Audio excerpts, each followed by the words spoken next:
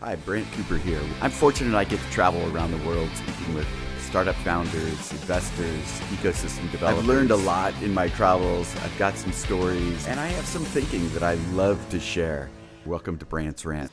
We've been talking about how to create this rad mindset inside of organizations, resilient, aware, dynamic, ways for the organization itself to be able to weather the storm of endless disruption, be aware of changes that are occurring as well as the needs of human beings, and then dynamically being able to change what you're doing in response to the changes, which is what makes us more resilient, right?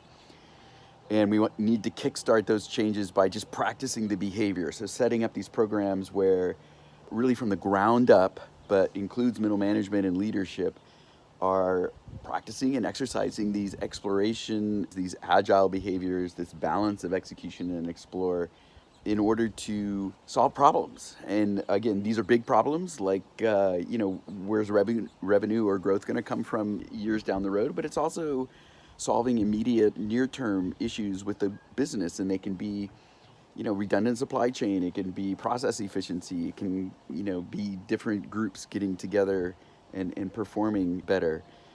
And so really the first phase, which I think is difficult for many companies, is not to sit down and plan, but to actually start practicing the behavior and defining the behavior and iterating on it to figure out, what works for the culture in order to produce the desired outcomes. So the second phase is of the 4-phase model. So Kickstart, Accelerate, Scale, Endure. The second phase is Accelerate. And so the acceleration is looking at what we've defined as the model behavior that we want to see. In my thinking, that's sort of lean innovation behavior, combination of human-centered design, rapid experimentation, agile practices, leveraging evidence, data, and insights to inform decisions, this communication flow through the business, which is, up the stack and down the stack and across the organization. It has to be purposely built, and I think now sort of the outcome, especially the flow of communications, tends to be not consciously formulated, but just sort of an outcome of structure. And so in the accelerate phase, we've got this behavior that's already going on.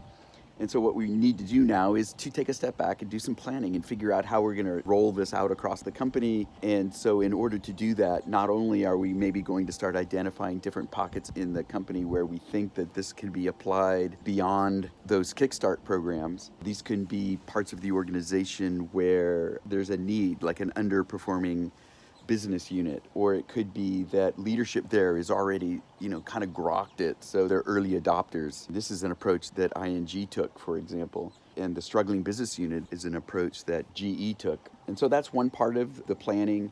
It's, sort of defining then those behaviors that we were iterating on before and finding the people inside the organization that already do that. We now might, formally create a center of excellence that establishes those behaviors and teaching them and coaching. So maybe a coaching program. This could be like Cargill's Center of Excellence, or it could be like Intuit's Innovation Catalyst program. So there's lots of examples of organizations that are taking these steps to institutionalize and reinforce that behavior. So I think that a key component of that is actually branding it. So the idea around branding is that you want to make this behavior your own. You want people to believe, employees to believe that it's homegrown, that it's taking the best of other components and making it fit into the culture and into the nature of the business, and maybe even incorporating some of the company's DNA, like, how they got started and what their founder's entrepreneurial spirit was. Those type of cultural aspects that reach back to the beginning of the company are really more powerful than I think we often consciously understand. And it's not dissimilar to culture that is inside usually our families. And we don't often, sort of take a look back and think about our history, our family history, all of, our ancestors and the struggles that they went through, how I think that they, sort of live on, whether it's genetic or just stories and legends and sort of this family lore that's passed down. I'm not sure. I'm guessing it's going to end up being, to a certain extent, there's a genetic component to it, which is kind of interesting, but maybe not. I don't know. But in the company, it's the same sort of way, is that there's this powerful element that's maybe, run through the whole business, I think it's super interesting that you look at a company like 3M, that really sort of failed and iterated right from the beginning. They were mining this material from the earth in order to create sandpaper, I think it was. And it turns out that the compound that they were actually taking out of the earth didn't work. And so from right there, they pivoted and ended up, becoming whatever, $3-4 billion business. But you can actually look at that one instance and see how that's replicated again and again. Post-it notes was this invention of this adhesive, and then they go out and they look for the application. And that's not really, there's a similarity to that, and maybe there's, sort of this DNA component. And so I think it's interesting to, when you're branding, this mindset is that, if applicable, you bring that into the branding. The branding also allows you to overcome sort of the dogma of the different frameworks, whether, it's design thinking, it's lean startup, it's, jobs to be done, it's this or it's that. With all of their, resident experts running around saying, mine is best, and this is how you do this, and this is how you do that, and we're going to save the world. And really, in the end, what you have to do is create this combination that, again, works for your company. And by branding it, you're taking away all of the, well, that's not real agile, and, well, that's, I'm the design thinking expert, not everybody can do it, and all of this. We want a democratization of these skills. It's not that everybody's going to be able to apply them to the same ability, but everybody can overcome obstacles or solve problems or make some sort of impact by learning that stuff even a little bit and applying it to where there's uncertainty. So Humana calls theirs Fast Start, ING calls theirs PACE program, Procter & Gamble calls theirs GrowthWorks. So again, I did not invent this idea of branding these programs. It's not uncommon. And maybe it's because the reasons are rather obvious. I don't know. But I think it's a super important component, and you want people to grasp onto then, what is our program? And sort of then you create this ethos of continuously improving that program as opposed to, sort of, again, sticking to those particular frameworks or dogma. And then, of course, how you communicate that becomes important.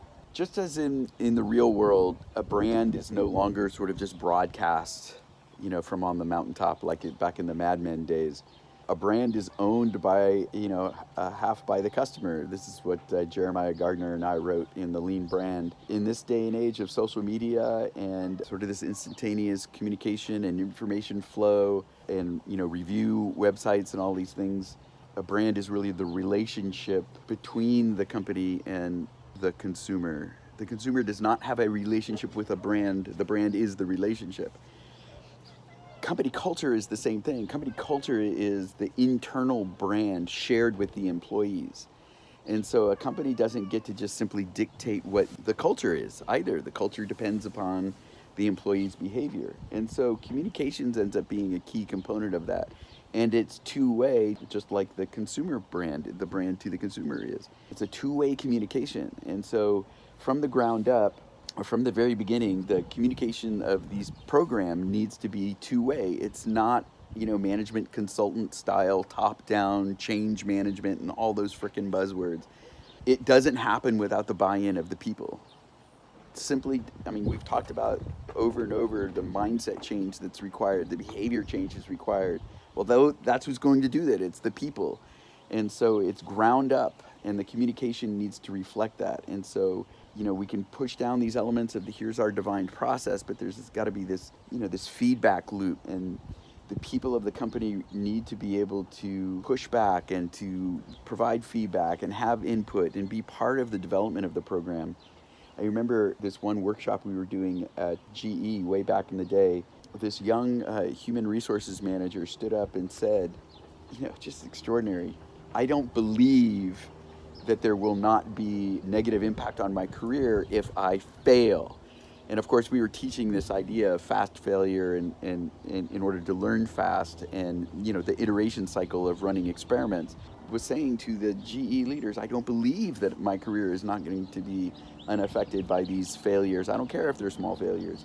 And the HR leadership right then and there had to stand up and really commit and try to create this sense of safety that yes, you can fail, this is the way it's going to work. So it was really a powerful moment, and that's an example of this two-way communication, that you have to create this sense of safety that people can, are part of the development of this process of creating this emerging new business based upon the different behavior. So I think that there's also then this accelerate phase is this idea of defining the leadership role a little bit more. So maybe creating the investment boards or the growth boards. In other words, this is the way leadership then needs to learn how to behave differently to really act more like a startup advisor or a startup investor. They're learning new ways to hold teams accountable, a new set of metrics.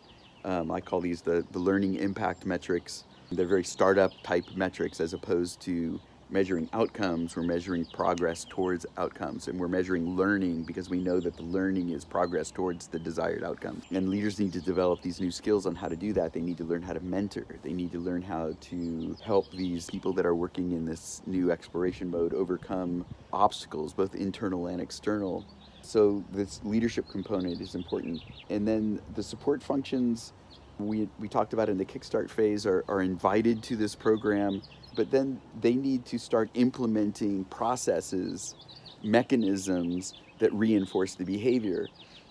And so examples of these are like legal, coming up with guidelines that allow specific types of interaction with customers that adhere to the law, but are maybe not quite as rigid as old rules. And even there was a company that we did some work with that went to state compliance organizations to get permission to run very specific programs because it was benefiting an underserved population, and they got that approval. And so legal has work to do in order to enable this exploration work. And the same thing goes for human resources group and finance and these other back office support functions.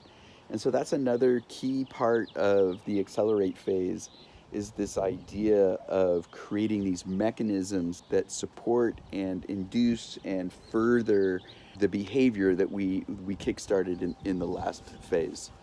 So that's the accelerate phase, doubling down on what works, growing those Kickstart programs, formalizing them a little bit, adding in this leadership layer, having the support group starting to create these mechanisms to reinforce the behavior, branding the program, and then having this strategy for communicating the brand, two-way communication, and then creating this roadmap for how we're going to roll this out company-wide, realizing that the plan is going to change because we're eating our own dog food. We're applying this mindset even during the rollout and implementation of your RAD program. So we're going to keep heading down this path the next few weeks about how to roll out this program, how to implement it. So would appreciate a share, a like, a comment, and thanks very much. Hey, Brant Cooper here, New York Times bestselling author of The Lean Entrepreneur. My next book, Disruption Proof, where I fix capitalism from my hammock. I've got the pre-order bundles. They're dropped. They're on brantcooper.com. Go check it out. You can pre-order the book now, and I've got all sorts of other goodies thrown in there, including talks. If you want to form a book club or you've got some people in your organization that you think could benefit from some of the principles and philosophies I talk about in the book, check it out, brantcooper.com. See you soon. Hey, thanks for listening to Brant's Rant. If we're choosing capitalism here as a society, then let's make it work for a better world. If you'd like to join me as we redefine capitalism for the 21st century, go to beatcoop.co/D4A. Also, if you have a pressing issue that you're facing in your innovation group, your product group, your startup, and want to join me on video, see the link below. Subscribe, like, see you next time.